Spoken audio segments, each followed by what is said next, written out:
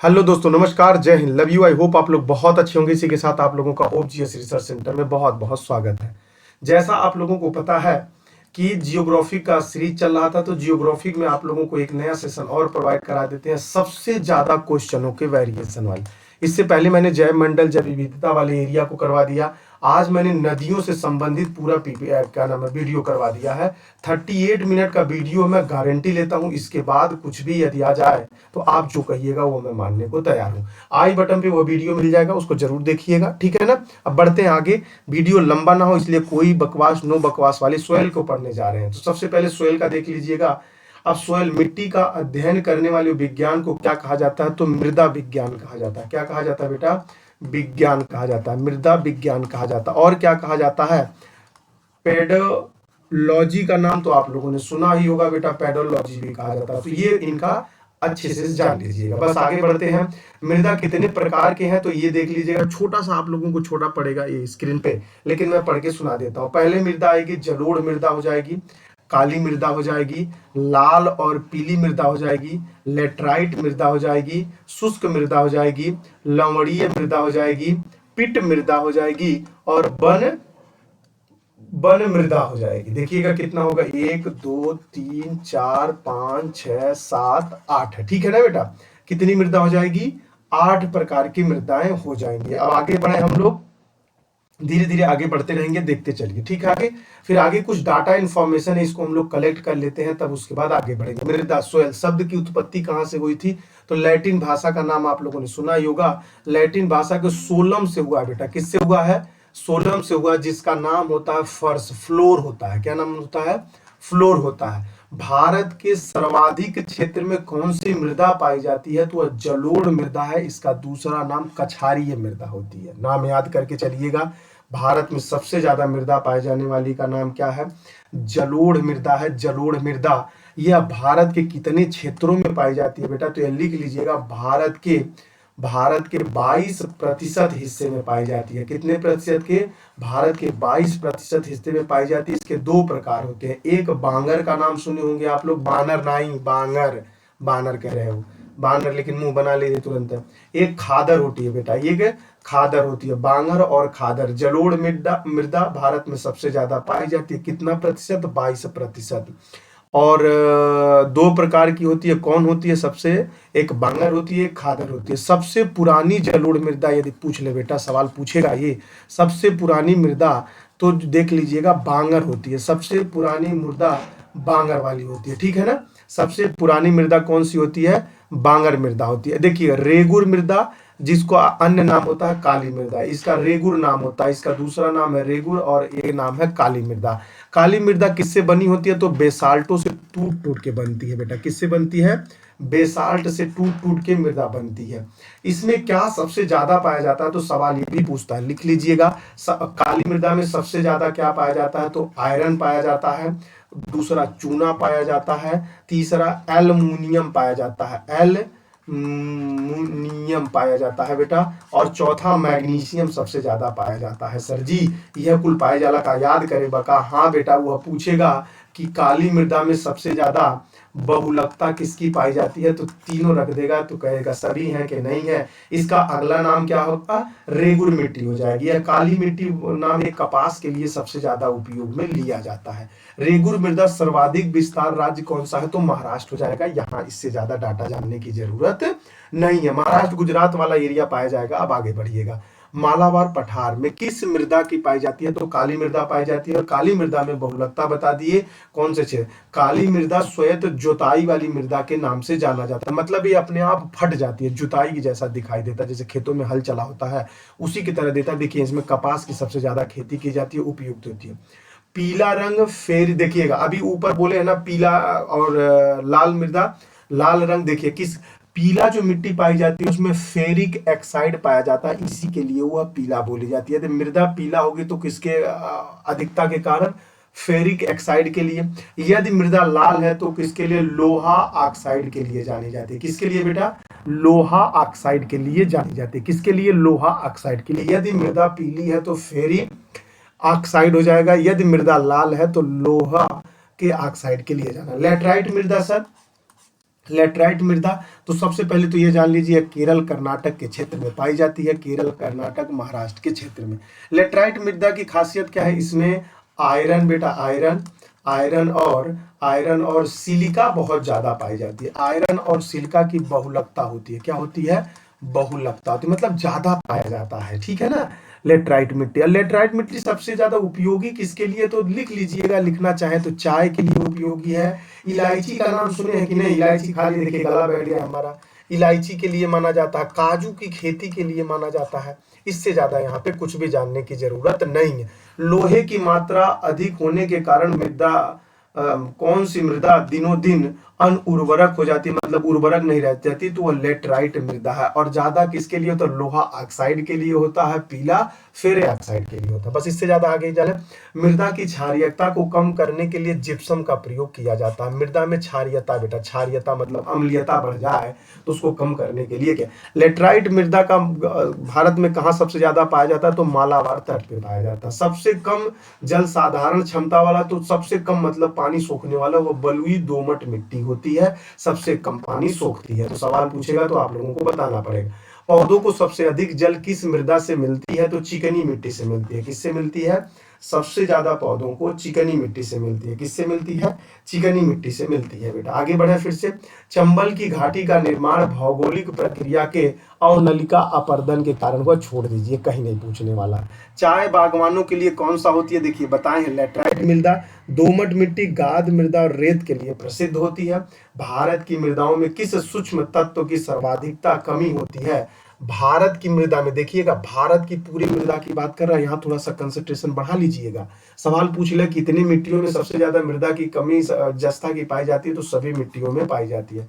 गंगा के मैदान में पुरानी जलोढ़ कौन सी होती है, देखिए मिल गया कि नहीं मिल गया, इसको बांगर कहा जाता है, बांगर कहा जाता है, ये बात समझ में। अम्लीय एसिड मृदा को कृषि योग्य बनाने हेतु किसका प्रयोग किया जाता है, तो देखिएगा लाइम बेटा, लाइम होता है उसी का मतलब चूना होता, कहते नहीं है धनवा खेत हमारे चूना छिड़क दलियाली बहुत बढ़िया पैदा हो गया, तो उसमें जो अम्लीय क्षार था वो डाउन हो जाता। भारत में क्षारीय मृदा सबसे ज्यादा कहाँ पाई जाती है, तो उत्तर प्रदेश में पाई जाती है।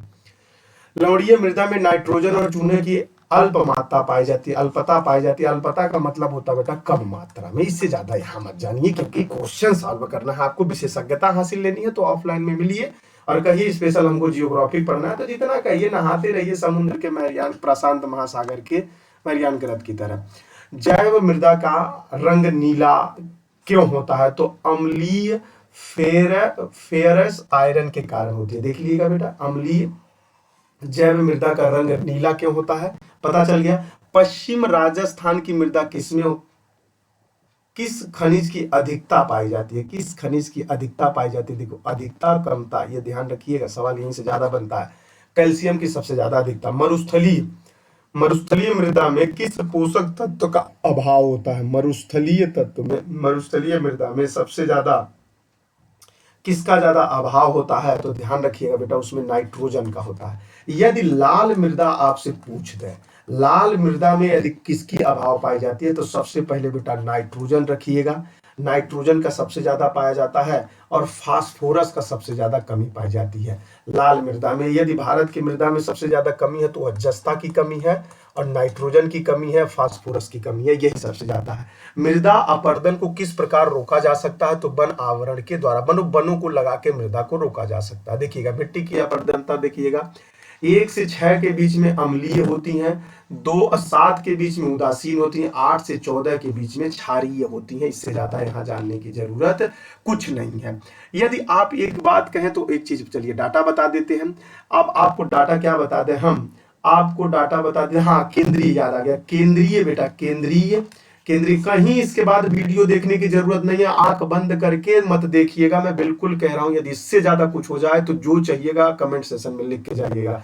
कमेंट सेशन से याद आ गया, आप लोग कमेंट नहीं करते हो मेरे भाई, बहुत बुरा लगता है मेरे भाई, बहुत बुरा लगता है। आप लोग पढ़ के आनंद तो ले लेते हो, अरे सेशन कैसा लग रहा है उसके बारे में एक बार तो मेरे बच्चों लिख दिया करिए, सेशन अच्छा रहा, सेशन का कौन सा वीडियो चाहिए, नेक्स्ट वीडियो किस सेशन पे चाहिए। देखिए ये समझने में बड़ा आसानी है, बड़ा कठिनाई होती है कि आपको कौन सा वीडियो प्रोवाइड करें। आप लोग बोलते ही नहीं है, फिर सब क्या मतलब मुंह छुपा की तरह वीडियो देखे चले जाते हैं, क्या मतलब है। लिख दिया करिए, हमको भी मोटिवेशन करिए, आप ही लोग मोटिवेट होना चाहिए। बहुत बढ़िया वीडियो है, मजा आ गया तो लिख दीजिए मजा आ गया, नहीं आया तो वो भी लिख दीजिए। लिखिए क्या लिखना था, केंद्रीय केंद्रीय मृदा, बेटा मृदा संरक्षण बोर्ड, केंद्रीय मृदा संरक्षण बोर्ड कब बनाया गया था। सर कब सवाल पूछ ले तो बता दिया जा। केंद्रीय है बेटा, ये केंद्रीय मृदा संरक्षण बोर्ड कब बनाया गया था, तो लिख लीजिएगा 1953 में बनाया गया था। ठीक है ना, कब बनाया गया था, 1953 में। एक बनाया गया था केंद्रीय केंद्रीय शुष्क, बेटा केंद्रीय शुष्क क्षेत्र में अनुसंधान के लिए, तो यह बनाया गया था 1959 में, और इसका हेडक्वार्टर है जोधपुर में, बेटा जोधपुर में मिलता है। ठीक है ना, अब इससे ज्यादा कुछ भी नहीं है। और आगे आके देख लीजिए, आगे देखिए, एक बहुत महत्वपूर्ण सूचना आपको देने वाला हूं कृषि से संबंधित, आप देख लीजिएगा। अभी देखिएगा, आपको बार बार कर देंगे उस सूचना को देखिए, लेकिन सबसे पहले आपको बता दें कुछ चीजें हैं जो बहुत महत्वपूर्ण है, ये रटा हुआ ना चाहिए। महत्वपूर्ण पर्यावरण दिवस, महत्वपूर्ण पर्यावरण दिवस, राष्ट्रीय विज्ञान दिवस कब मनाया जाता है, तो 28 फरवरी को मनाया जाता है। मेरे साथ बोलते चलिएगा, याद हो जाएगा। राष्ट्रीय विज्ञान दिवस कब मनाया जाता है, 28 फरवरी को। विश्व वानिकी दिवस कब मनाया जाता है, 21 मार्च को मनाया जाता है। विश्व जल दिवस कब मनाया जाता है, 22 मार्च को मनाया जाता है। अर्थ आवर दिवस कब मनाया जाता है, मार्च का अंतिम शनिवार होता है। यदि लिख दही तो बड़े अच्छे का हालत खराब हो जाएगा, लेकिन इसके लिए आप, मैं गारंटी दे रहा हूं, बहुत मतलब गारंटी देने का मतलब ऐसा कुछ नहीं है कि आप 100% एकदम बिल्कुल भुला जाइए।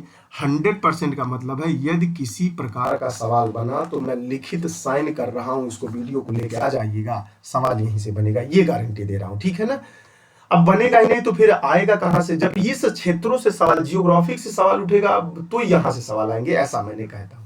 विश्व स्वास्थ्य दिवस कब मनाया जाता है, तो 7 अप्रैल को मनाया जाता है। पृथ्वी दिवस कब मनाया जाता है, तो 22 अप्रैल को मनाया। जैव विविधता दिवस कब मनाया जाता है, तो 22 मई को मनाया जाता है। तंबाकू मुक्त दिवस कब मनाया जाता है, तो 31 मई को मनाया जाता है। विश्व पर्यावरण दिवस कब मनाया जाता है, तो विश्व पर्यावरण दिवस का समय आ चुका है, वह मनाया जाता है 5 जून को मनाया जाता है। विश्व जनसंख्या दिवस 11 जुलाई। विश्व बाघ दिवस 29 जुलाई को मनाया जाता है। विश्व ओजोन दिवस मनाया जाता है आपके 16 दिसंबर को। विश्व गैंडा दिवस 22 सितंबर को मनाया जाता है। विश्व खाद्य दिवस 16 अक्टूबर को मनाया जाता है। संयुक्त राष्ट्र दिवस 24 अक्टूबर को मनाया जाता है। वीडियो को जबरदस्त तरीके से लाइक शेयर कमेंट देखते रहिए और ठोकते रहिए, ठीक है ना।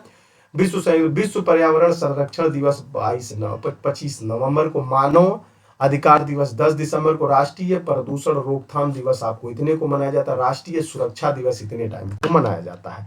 अब आप लोगों को पूछ रहे थे सर क्या इंपॉर्टेंट सूचना है, तो लिखिएगा, हेडिंग में लिखिए, आपको हिला के रख देते हैं कितना तगड़ा। भारत की कृषि। अब आप ये जानना चाहते हैं कि भारत में कृषि किस क्षेत्रों में सबसे ज्यादा उत्पादक है, किस क्षेत्रों में द्वितीय स्थान पर है, किस क्षेत्र में तृतीय है। चाहे वह खाद्य लिख लीजिए, चाहे वह उर्वरक लिख लीजिए, चाहे वह बेटा क्या नाम है पदार्थ लिख लीजिए। यदि आपको इस पे वीडियो चाहिए तो आपको कमेंट सेक्शन भरना पड़ेगा, लिखे कि भैया हाँ चाहिए जितने लोग देख रहे हैं, ठीक है।